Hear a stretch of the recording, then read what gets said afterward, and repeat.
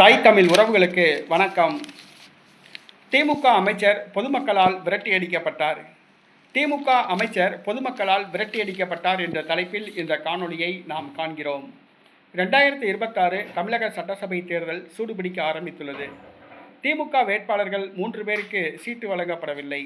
அதாவது பொதுமக்களின் அதிருப்தியை சம்பாதித்த மனோ தங்கராஜ், கயல்விழி செல்வராஜ், ராணிப்பேட்டை காந்தி ஆகியோருக்கு மீண்டும் போட்டியிட வாய்ப்பு வழங்கப்படவில்லை. ஆனால் போட்டியிடுகின்ற அமைச்சர்களுக்கும் ஆங்காங்கே எதிர்ப்புகள் வர ஆரம்பித்துள்ளன. இன்றைய தினம் திருச்செந்தூர் அருகே கல்விளை என்ற ஊரில் ஓட்டு கேட்டு சென்ற திமுக அமைச்சர், திருச்செந்தூர் தொகுதி சட்டமன்ற உறுப்பினர், திமுக அமைச்சர் அனிதா ராதாகிருஷ்ணனை பொதுமக்கள் விரட்டியடித்தனர்.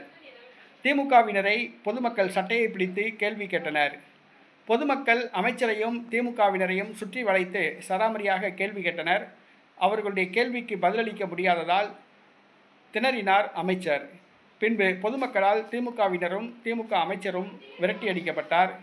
இது சமூக வலைதளங்களில் வைரலாகி வருகிறது. திமுகவுக்கு ஆரம்பத்திலேயே எதிர்ப்பு கிளம்பியுள்ளது.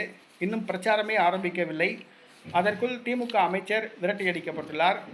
அடுத்ததாக மீண்டும் பல அமைச்சர்கள் தேர்தல் பிரச்சாரத்திற்கு செல்வார்கள்.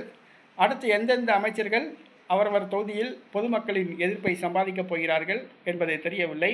பொறுத்திருந்து பார்ப்போம்.